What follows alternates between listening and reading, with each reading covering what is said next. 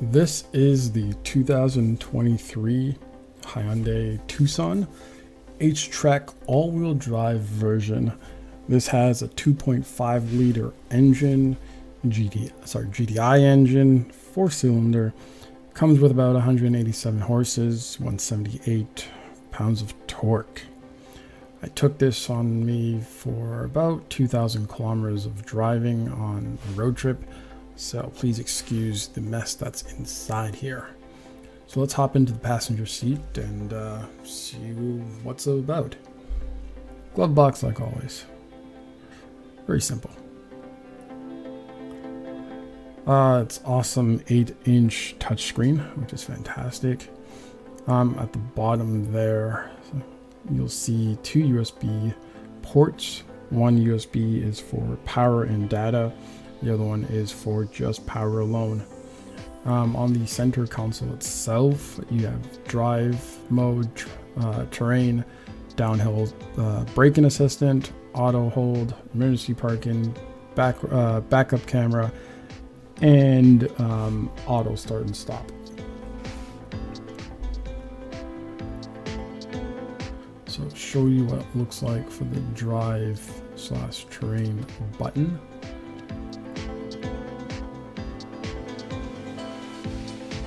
So when you press that lovely button, the terrain, you have snow, mud, and sand. Trust me when I say this, on some of the dirt roads I went on, the sand and mud option really helped quite a bit. You'll see that my back trunk is open, the trunk is open, so just disregard that portion of it. I usually drive in smart mode because it's a mixture of comfort and sport. And also, it also helps with the fuel efficiency of the vehicle itself. One thing I didn't like is how close those buttons were, because I could see someone hitting the emergency brakes while shifting the terrain or drive mode. So just be very wary of that. In the rear seating, it does come with an armrest with 2 cup holders. Also on the left and right passenger are also cup holders. On the back of the chairs, they do have pockets. There's no vents, which I'm very surprised, and no USB ports either. And this is the HTRAC version, so I'm kind of surprised on that aspect of things. I'm very surprised that there's no sunglass holder. I don't know if this is something that's new for vehicles, that they remove it, or just on this model.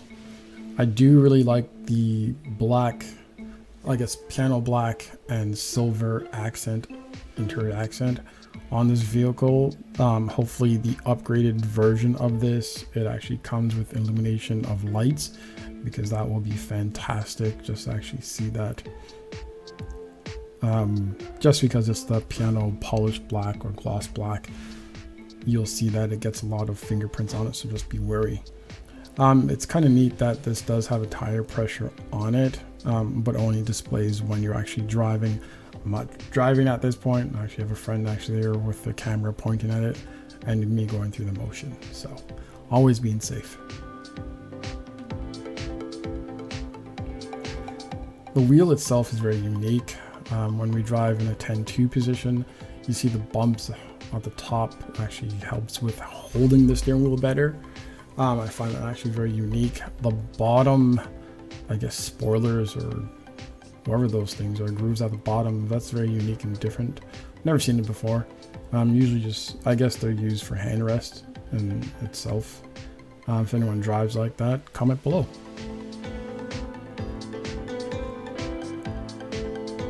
Here are the driver's buttons.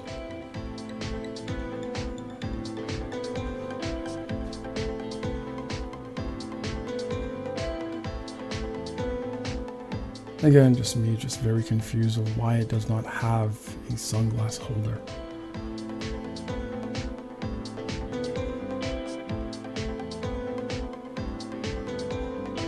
The steering wheel, to be honest, is very nice.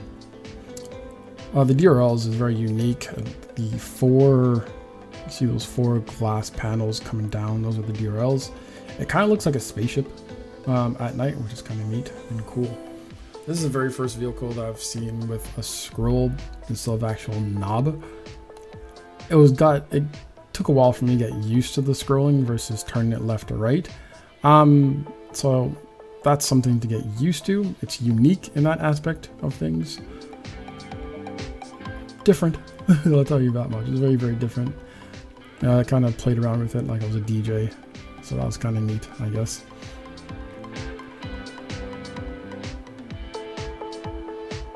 On the actual buttons itself, in regards to climate, this one is not a shared climate or dual zone climate. It has a front 12 volt. There's 2 USB ports. No USB-C on this vehicle at all. Here are the steering wheel buttons, cruise control, menu options, drive lane assistant, Bluetooth controls as well. On the passenger door, you change the mirrors, left and right. The lock button, which is kind of neat, actually has a light indicator to tell you when it's actually locked or unlocked. So that's neat to actually have. Auto windows for the passenger and driver only. On the armrest, you'll see the heated seats, no cool seats. The armrest console, it's actually very spacious inside. It's actually quite big, which is kind of neat. This is the only armrest I've actually seen, well, that I've actually driven in a car, it's very useful. The Santa Fe that I have is not that useful in that aspect of things. Still, just very irritated that there's no sunglass holder.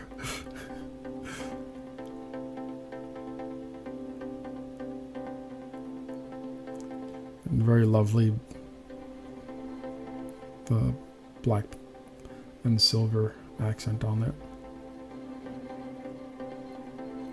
It's neat when you turn off the car and you come out, it reminds you to check your seating just in case you forget anything.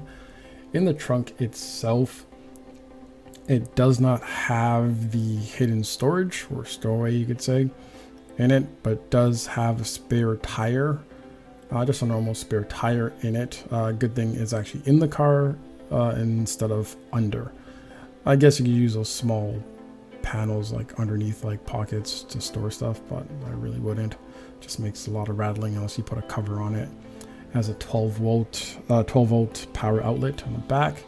You pull those levers and the seats in the back come down. Unfortunately, this is not a push button to close the trunk. You have to close the trunk manually.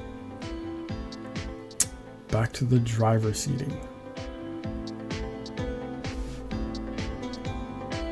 It's quite spacious. It's a very spacious vehicle, which I do enjoy. During the 2,000 kilometers that I had to drive with it, very comfortable, very spacious. It did what it had to do, to be honest with you, and it was very neat. The shift knob. I really personally like the shift knob because it fit my hand perfectly. I like the fact that the button is actually on the back of it. And also when you're shifting in manual mode, because this is a Shiftronic, it makes a big difference. It almost feels like you're using like a race car, which is kind of neat. It is an 8-speed automatic. So if you're shifting in Shiftronic mode, you gotta shift it 8 times. When you put it in reverse, the backup camera does appear. There's no 360 viewing in this as well. Again, I like the fact that when you push the P button that's on the center console, you could switch the camera from on and off, which is neat because I've driven vehicles in which when you're in reverse, you hit to drive and it takes a while for the menu to come back up. So to actually hit a button to change the camera back to menu is actually a nice to have feature. This is just me going through the cluster menu. Very robust.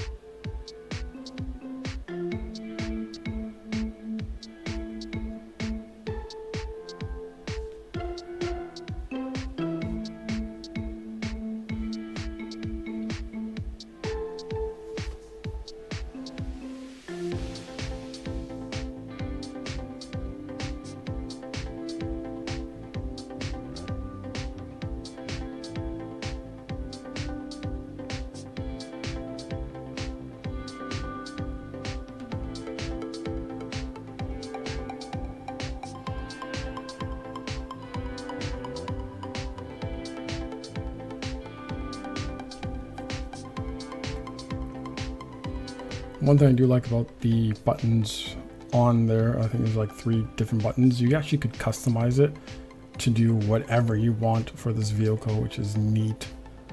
So if you want the mode button on there to go to AM, FM, Bluetooth audio, USB music, or even phone projection, you can do this just by going to the menu. There's actually a customized button on steering wheel, which is your favorites, and you could change that as well. You could change the auto button, which is the phone button there, to do anything you want. Like, I really like that because this just makes driving, you really focus on driving instead of actually looking at the menu. So that is really, really a neat feature to have.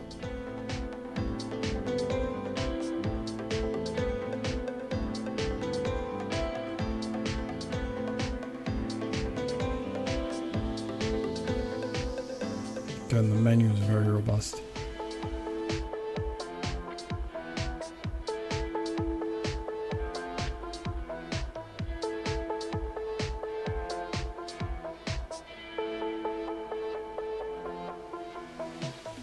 So this concludes the review of the 2023 Hyundai Tucson. Hope you enjoy it. Comment below on the features that you like, features that you wish it had, and I'll see you next time. Take care.